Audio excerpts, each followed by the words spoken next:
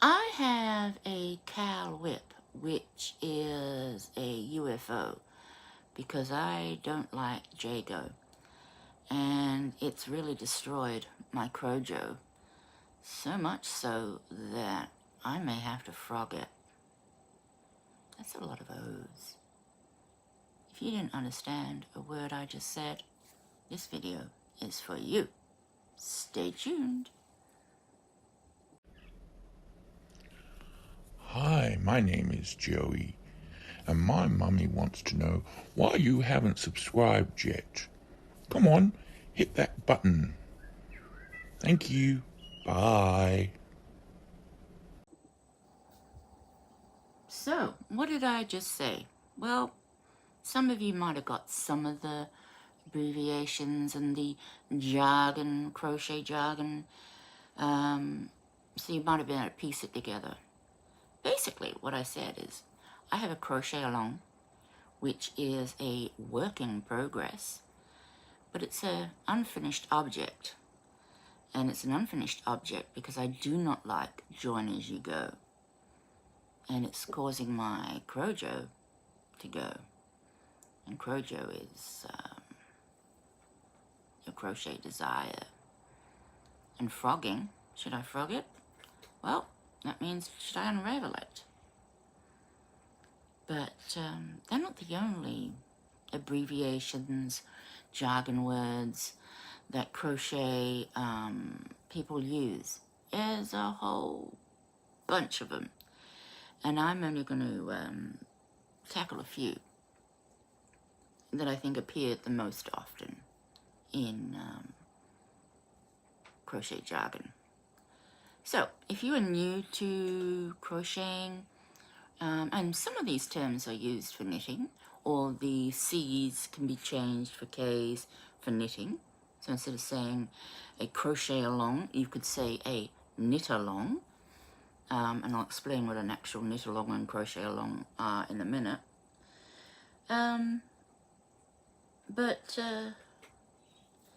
Yeah, if you're new and you're on a Facebook page and you'll see all these terms and you'll think, what in the world are they talking about? Well, hopefully this will help you. But remember, if you actually come across any jargon you don't understand, Google is your friend.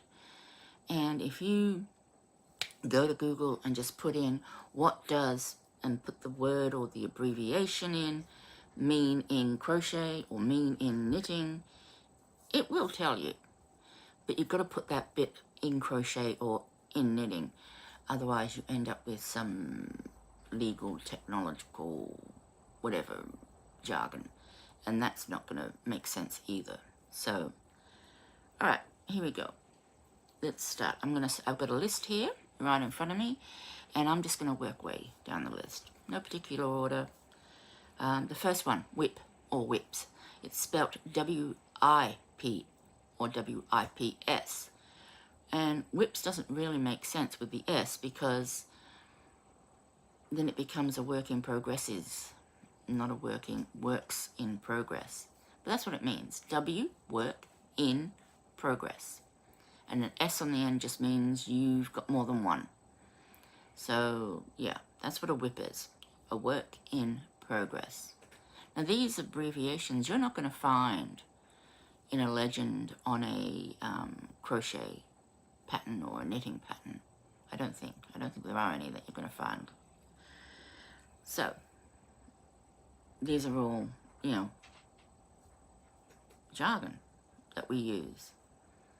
FO, that really sounds quite rude, and it really does sound like we're saying something that we shouldn't be saying, but it's not. FO is simply finished object. Some people might even say FP for finished project, because they might not like to say FO,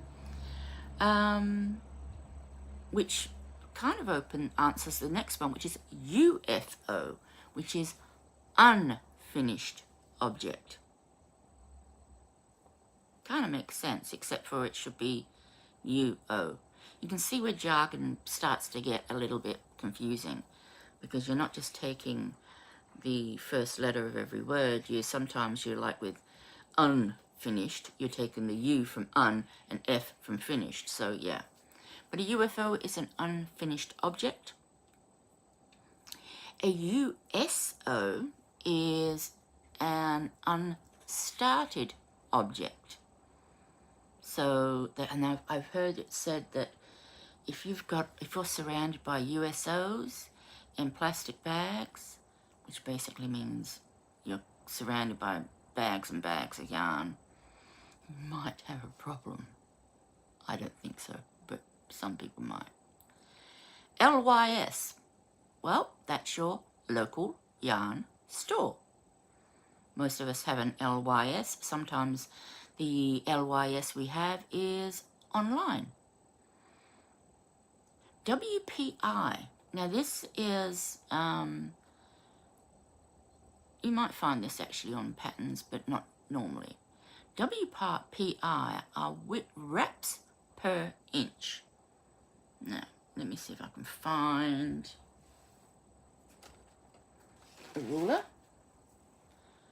So you grab your ruler and you look at your inch side, and what you do is you grab your yarn that you want to know what ply or weight or whatever it is, and all you basically do is you wrap it around the ruler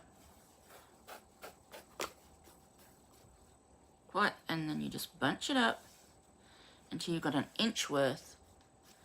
You count how many wraps you've got, and then there's a table you can find on Google, on the internet, that will actually tell you if you've got 10 wraps, that means it's this ply. If you've got 60 wraps, that means you've got a really thin ply. Basically, the lower the wraps, the thicker the yarn is. So that's what wraps per inch means. WPI. Now we've got cal and cal. Now cal and cal sound the same, and they pretty much do sound the same, but one's CAL and one's KAL. CAL, crochet along. KAL, knit along. TCAL is a Tunisian crochet along. And MAL, M-A-L, is a make along. So, what are all these alongs? Crochet along, knit along, Tunisian crochet along, and make along. It's basically, well, someone, you know, a content creator or something says, okay, I'm going to create, you know, my own design. You know, I'm going to start making a top as my own design. I've created it, I've designed it, or whatever the case may be. Now I'm going to release it in parts, usually. So I might do this section first and say, okay, cast on this many and do this, this, and this. Then the next week or the next fortnight, I might say, okay, let's do this section, and so on and so forth. It's just a way to get people engaged in making something as a collective, so that they can share thoughts, ideas, issues, any questions or whatever they can usually answer. It's a great way to, you know, meet people and make friends, especially on Facebook groups, which are dedicated to crochet alongs or knit alongs or whatever alongs. So that's your alongs. My least favorite along is one I haven't mentioned yet. And that's when they put an M in front of it. And I don't mean make along. Well, sometimes it can be a make along. It can be an M-M-A-L. And that's a mystery make along, or a mystery crochet along, or a mystery knit along. That's when you don't know what's coming. So they'll say, this has got 5 parts. They might tell you it's a blanket, or they might tell you it's a shawl. Not all of them do. Some of them don't tell you what it is. So you've just got to judge by how much yarn, whether you think it might be a wearable, whether you think it might be whatever. Hence, I don't like them. A lot of mystery make-alongs these days, though, are tending to tell people at least what they are, whether it's a wearable jumper, a cardigan, a blanket, or whatever the case may be. And so what happens is they say there's 8 parts or however many parts, and they say, okay, here's part 1, we're doing this stitch for a section of a blanket. And so you've got a blanket section. It might be a panel that you knit or you crochet in a certain pattern. They tell you what the pattern is. They do a tutorial on the pattern, and they say, go for it. That's part 1, do X number of rows. And then you've got to wait a week or a fortnight, depending on how the crochet along or knit along goes. And then the next part comes out, and then once again, you don't know what it is going to be until they tell you. And then they do a tutorial and all the rest of it. I mean, they're great for getting people talking and guessing sometimes. I'm not a lover of them, but I can see why people do them. It's almost like you can do it on the go. It's a mystery crochet along is not something you really have to plan ahead. With most crochet alongs, you need to plan ahead because you've got to count stitches or whatever. But I think with especially with the panel ones, it's really like, okay, I've got this many stitches. I can find so many patterns with this sort of stitch count, but I don't know what order I'm going to do them in. So it's a bit of it can be a mystery. They usually do tell you how much yarn you need, what hook size to use, and that sort of thing. And like I say, more and more of them are now telling you what it actually is, because a lot of people are like, well, what if I don't want a jumper? So, yeah. Frog or frogging. That is just simply unraveling your crochet. So if I were to grab this and start pulling and pulling and pulling, and this unravels, I'm frogging my work. It's called that because the idea is you're ripping, rip, rip, rip, rip, ribbit, ribbit, ribbit, ribbit. Sounds like a frog. That's where the terminology comes from. Throwing yarn in someone's window is a fairly new one, and it's one that isn't, to my knowledge yet, very widely used. It's used in some of the crochet communities I dabble in, but not all of them. Not all of them use it, and they go, well, what's that? You know, but it basically just means I've subscribed to you, or I've added you as a friend, or whatever. It just means I've thrown yarn at you, I'm being friendly, you know, or thrown it in your window. That's what that means. OTH, I said that in my initial one, off the hook. You can also have OTN, off the needles. Just means that, literally, off the needles. It's just off the needles. You know, if this was a finished object, if this was an FO, I would say this is OTH, off the hook. Or if I had just finished it like minutes ago, I might say HOTH or HOTN, which would mean hot off the needles or hot off the hook. HOTH, HOTN. So, C to C, capital C, number 2, capital C. This can be a few things. In knitting, it can be just literally knitting something from corner to corner. So you would knit and you would increase until it got as wide as you wanted, like a dishcloth or a shawl, sorry, not a shawl, a blanket, perhaps for a baby. And once it's as wide as you want it, then you would decrease and you'll finish it at the other corner. So you're working from corner to corner, which is also known as working on the bias, because it's not straight up. You're not casting on all your stitches and knitting straight up, or you're not doing a full chain and crocheting straight up. You can crochet corner to corner. You can Tunisian crochet from corner to corner, where you will start with, with crochet and Tunisian. You can start with a few stitches, increase every row, get to a certain width, and then decrease. But it also is a specific type of crochet design, where you start off with one little square of 3 double crochet or 3 trebles, depending on what part of the world you're from, and then on the next row you will do 2 or 2 groups of 3 double crochet. The next one will be 3, 1, 2, 3. So it's like little squares, and you're filling them up, but you're doing it on the diagonal.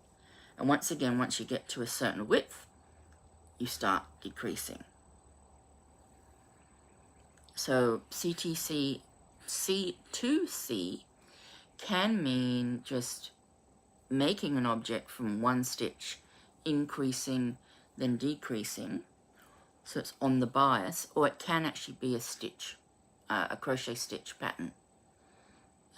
You'd have to look at the picture of the design to work out exactly what it is. Crojo. I'm going to put this in the description because the Spoony Stitcher, Shannon, I almost forgot her name, Shannon from the Spoony Stitcher, who is a Spoonie, and a bit of a zebra, I believe, too, did a great video all about how to get your Crojo back. So what is Crojo? Well, Crojo is just the it's the crochet. It is the crochet version of Mojo. So, Austin Powers always used to talk about losing his mojo. Well, it's just your joy in doing something, really. It's your desire or whatever to do something. But for crocheters, they call it Crojo. Knitters don't have Nojo that I've ever heard of. So they might, I don't know, maybe they just say we've lost our mojo. We've lost, I don't know what knitters say, to be perfectly honest. I've only ever heard Crojo.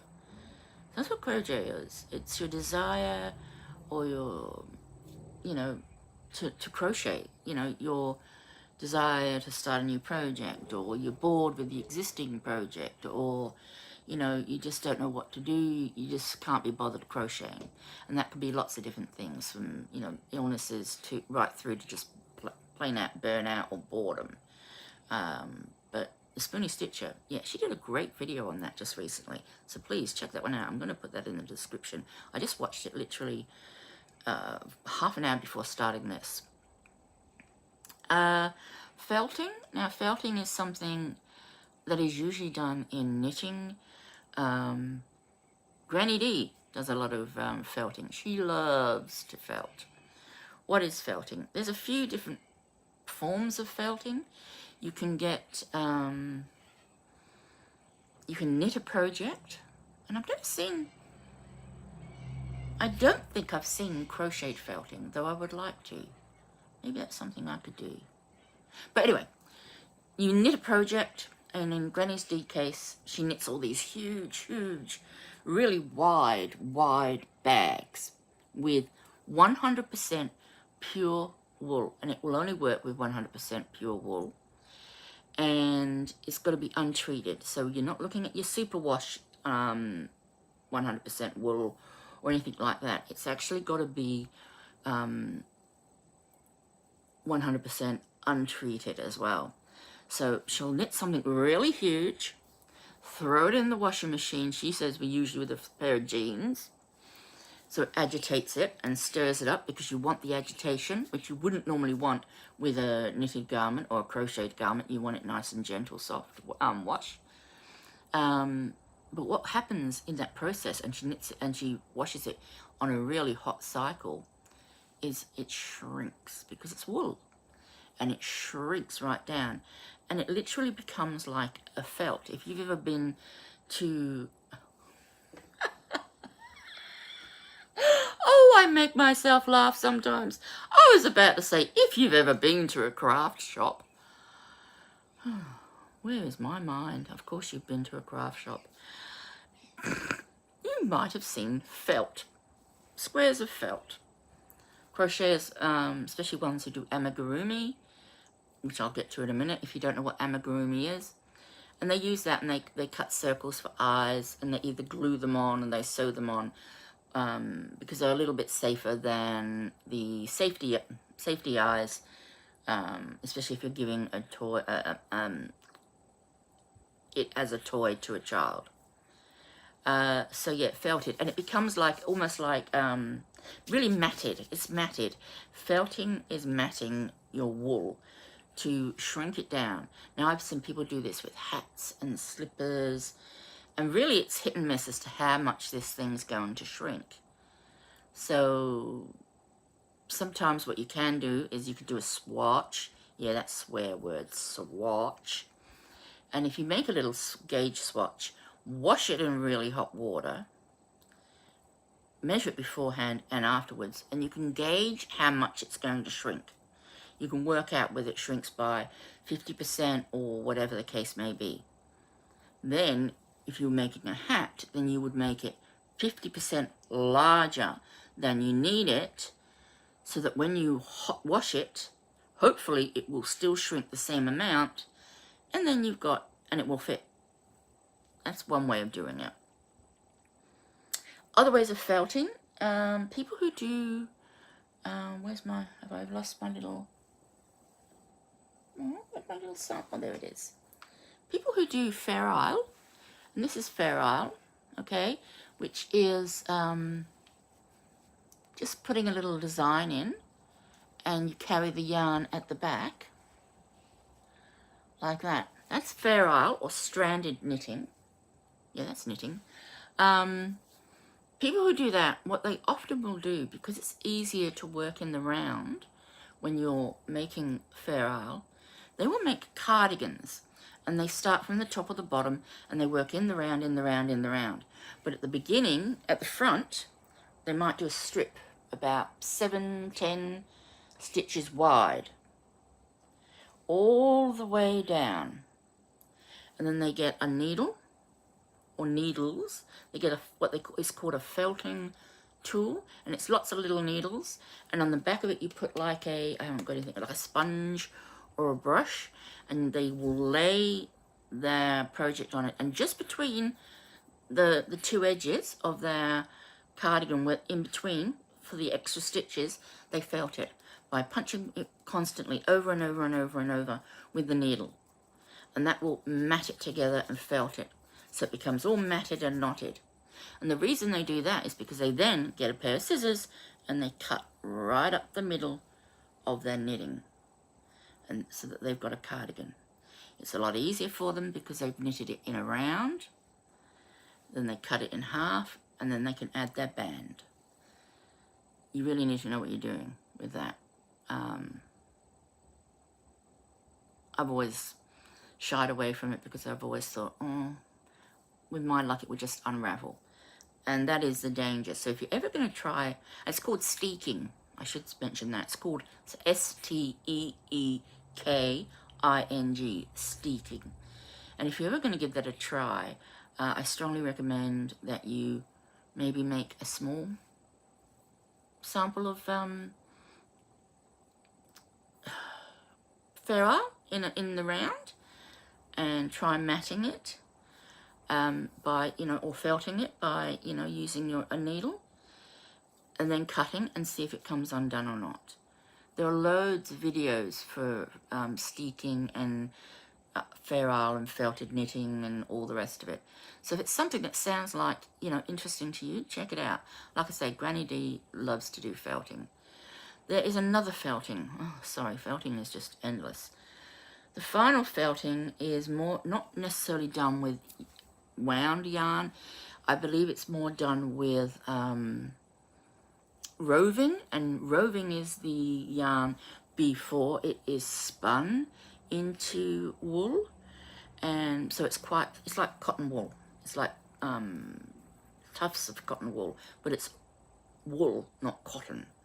And they make shapes and whatnot, and they, with a pin, they felt, and they actually can make really realistic looking felted animals that look really great, because it's not, you don't get a knitted look to it, you don't get a crocheted look to it, you get this literally a fur look to it, you get a skin, an animal skin look to it. Never tried that either, but yeah. So felting is a bit of a minefield, you know, there's a lot of things you can do. Halo. Have I got any yarn with a halo? Not handy. And my halo fell off, so I can't show you mine. Halo. I haven't got any yarn to show. I do have some mohair. I think most of us have probably seen mohair, even if we don't have any mohair. Now, mohair is usually very thin strand of yarn, and it's all fluffy. Well, that fluff is called the halo. So, yeah. So you can have, some yarns only have a little bit of halo, so they have a little bit of fluff, and others have a lot, like mohair tends to have more. You could probably class eyelash yarn and ostrich feather yarn as having a big halo. It will, generally speaking, most high halo yarns will peel. You know, you will get little baubles in the areas like under the arms if it's a wearable, where it rubs. Yeah, it's sort of little baubles will form. But it's lovely yarn to work with. It is murder to unravel, because all the halo joins to the next row of halo, and it, you know, like it's almost felting to each other, but it's not. It's just getting entangled as you're knitting or crocheting. So when it comes to unraveling, you're constantly getting knots. But it is beautiful yarn. Yarn Bath. Now that doesn't mean Christy from Yarn Bath, though that is her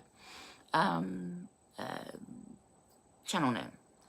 Yarn Bath is literally trying to find the center of a ball of yarn. So this, I'm going from the outside here. But if I wanted to find the center of a ball of yarn, and I pulled on it, and all the middle came out, that's Yarn Bath.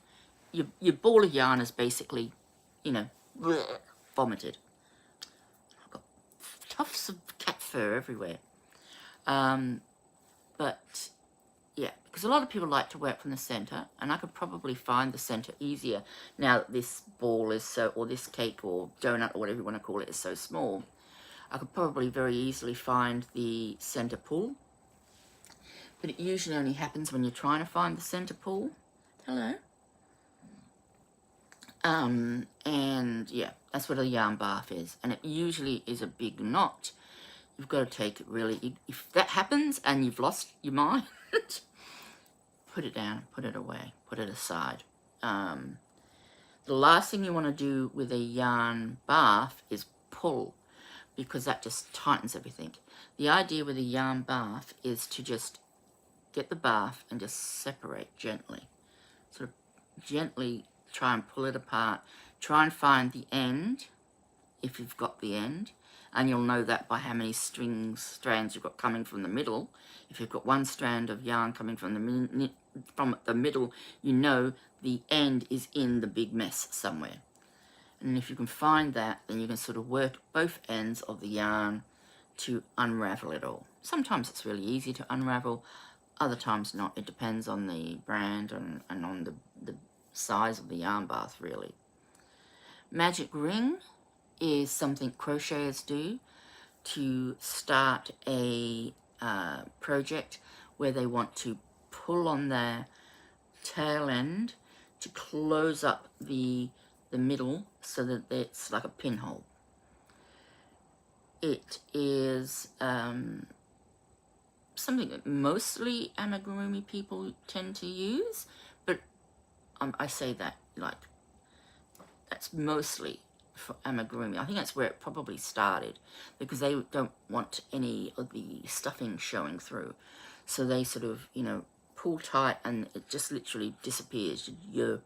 Whereas if you do a chain to start, it's always going to be the size of the chain. Though I have got a tip somewhere in my crochet tips where you can do a crochet ring and a magic ring at the same time, and you can pull on the tail end and it will close up just like a magic ring.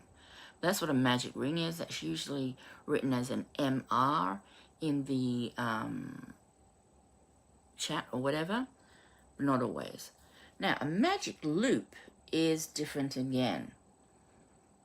Magic loop, and once again, I'm looking around, and I should have these things organized. I know. You're shouting at me. Don't shout at me, I'll cry. No, I won't. I'll probably just, you know, shrug you off, but anyway. A really long knitting needle. Not long knitting, long cabled knitting needles. So you got a knitting needle each end. I know I've got one handy. Hang on. Here we go.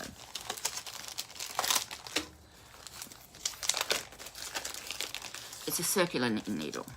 Always done on a circular knitting needle. And what? Oh dear, I'm all tangled up. So you've got your needles at either end. Okay, you've got your cord in the middle.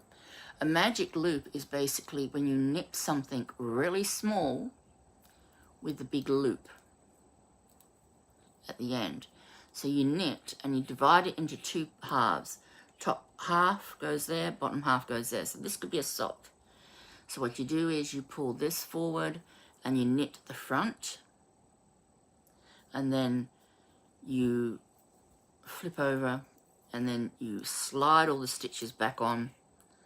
Yeah, so you need normally a big loop. I haven't described that very well, but that's what it is. If you ever hear a magic loop,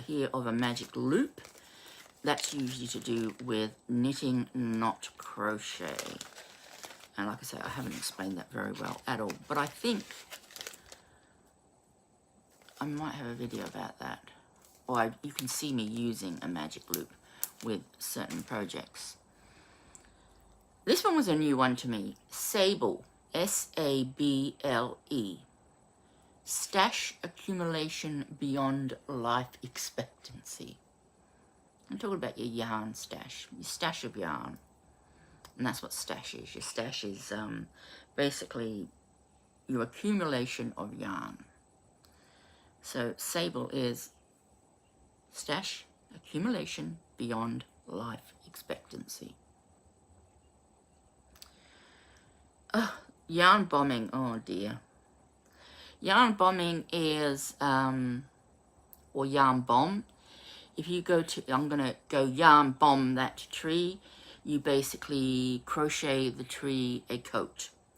Or you don't like the way your light post out the front of your house looks, you crochet a cover for the light post. You don't like the way park benches look, or you want to jazz them up a bit, you crochet covers and you sew them on. I have one problem only with yarn bombs or yarn bombing, and that is when they are left by the people who put them there and not removed when they become tatty and old. Communities often will get together and they will yarn bomb places, you know, to, you know, like if there's a festival coming or something like that, they might, you know, just to decorate the place, basically. But they're decorating with yarn. It's usually acrylic yarn. But the only problem is, like I say, when these people do it and then just walk away. Because after wear and tear and all the rest of it, it does tend to fall apart. It starts to look ratty and tatty, and it doesn't look nice anymore. And it's just left there for someone else to clean up. That's the only issue I have with yarn bombing, because there are some stunning yarn. If you Googled yarn bombing, you would see some stunning creations. People yarn bomb bikes, they yarn bomb cars, they do all sorts, and it looks fabulous. It really, really does. I've seen whole streets where they've put a canopy of granny squares between the two sides of a narrow market street or whatever. And in the summer, that's great because it offers extra shade for those who are shopping in the market. So it can look great. Jago, Jaygo, also can be Jayg, but I think the O is put on the end just so that can be a word, because otherwise you're saying JG or JG. And yeah, so the O is put on so they can go Jago. This means join as you go. G-O, go. This is for granny squares in particular, but it's really for anything. Anything where you can knit or crochet something, like if you're doing squares or any shape, or even if you're knitting a garment and you've done the front, now you're going to do the sleeves, but instead of doing the sleeve and then sewing it on afterwards, if you take the garment and then pick up stitches and knit the sleeve, you're joining as you go. You've joined the part of the garment to the body of the garment as you're working on it, rather than leaving it to the end and joining it all together. Like I say, it's mostly used in referring to granny squares and things like that, where you make granny squares for a blanket, and then when you get your second granny square, you actually join it to the first one as you go, and then you join this third one and the fourth one, and on and on and on it goes. A lot of people like to do it that way because it's saves them sewing. I don't ever really sew crochet objects together. I almost always use a hook to crochet them together. And if I'm doing a granny square blanket, I would do it in strips of granny squares, and I would just do the short ends together. So I stack them and I join them with just one little strip. Then I do get that strip and another strip, and I put them together, and I do a long strip and of crochet and join them together like that. But some people like joining as you go. I'm not a huge fan. I don't think it looks as good as it could. I think it's much neater if you just crochet it afterwards, but that's my personal opinion, you know. MC and CC, these would probably appear in the legend on your pattern, but it's a main color and a contrast color. So it's MC main color, CC contrast color. This is used a lot in brioche. Check out my video on brioche down below. I'll put that there just for a plug. Yeah, because you're working with two colors for two sides. Where's it gone? Here we go. Here's my brioche. As you can see, one color is dominant on either side. You've got a main color and a contrast color. They also refer to light and dark colors when you're doing brioche. What's the next one? We're getting there. Ami, A-M-I, is just short for amigurumi, because amigurumi is a real handful to type, and I almost always misspell it. So Ami is an amigurumi. Here is an amigurumi I made.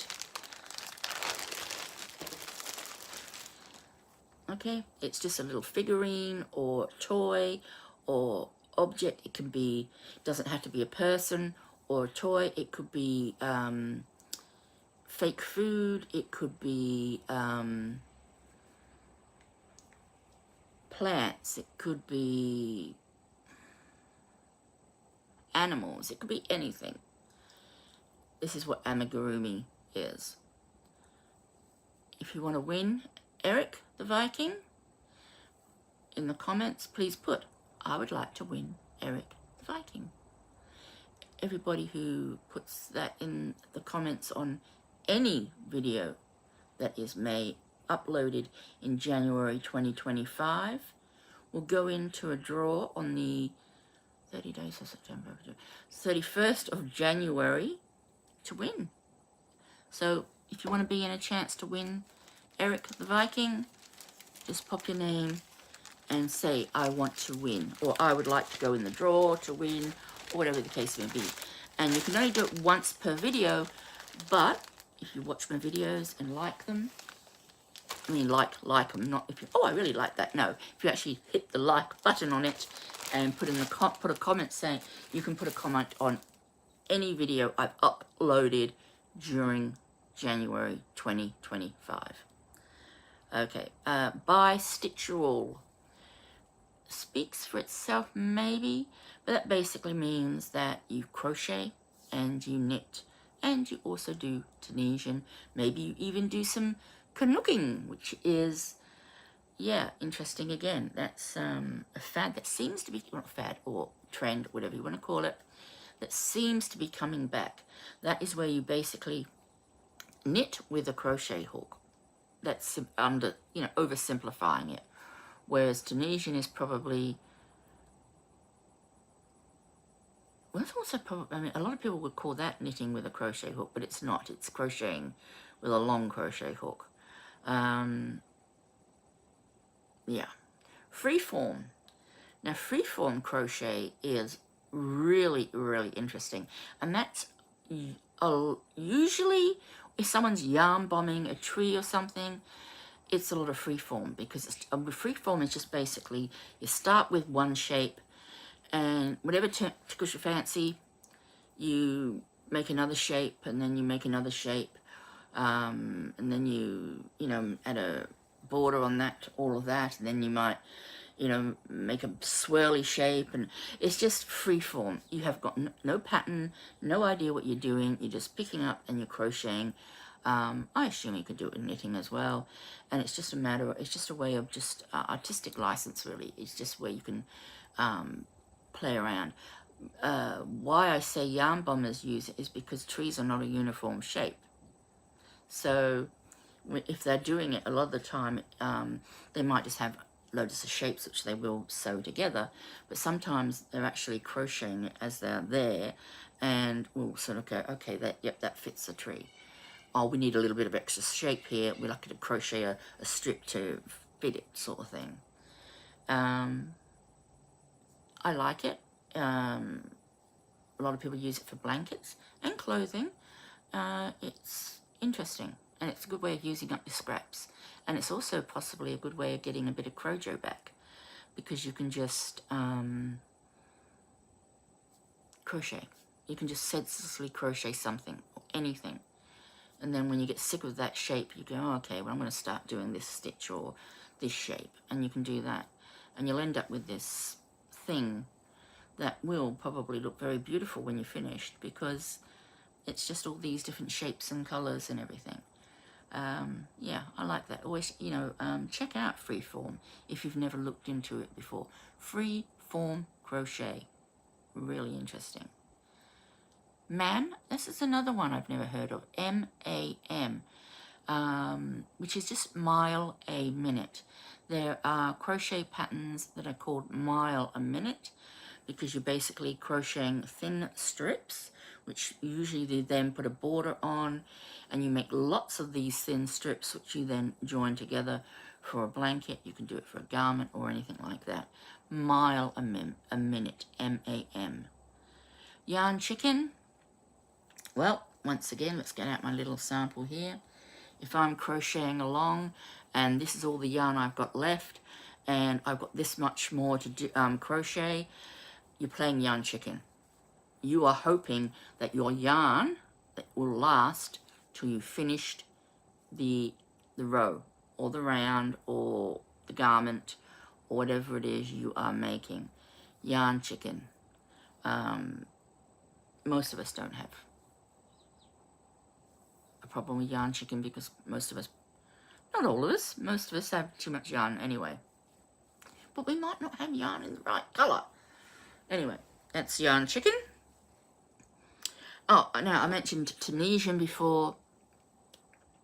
Tunisian is a form of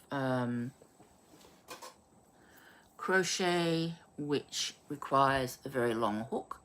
Here's one of my long hooks. You can also do it with a shorter hook that has a cable on the end and a stopper to stop the stitches from falling off. You can also do it with 2 hooks on either end, a bit like double pointed needles, but they're double hooked hooks. There are, some people can do them, you know how you can get the, I think they're Bates and Boy hooks, which are shorter hooks that you use for normal crochet, and they have like a little thumb rest. You can use those, but you can only usually get as many stitches as the hook is long on it. And it's a good idea to put some rubber bands on the end to stop those stitches from falling off. But yeah, that's Tunisian. It is also Afghan. So this is an Afghan hook. It is a Tunisian hook, and with it we can make Tunisian blankets or Afghan blankets. And that's where the word Afghan sort of for a blanket came across, because the Afghan hook was used to create an Afghan, which was a blanket which people used to keep warm.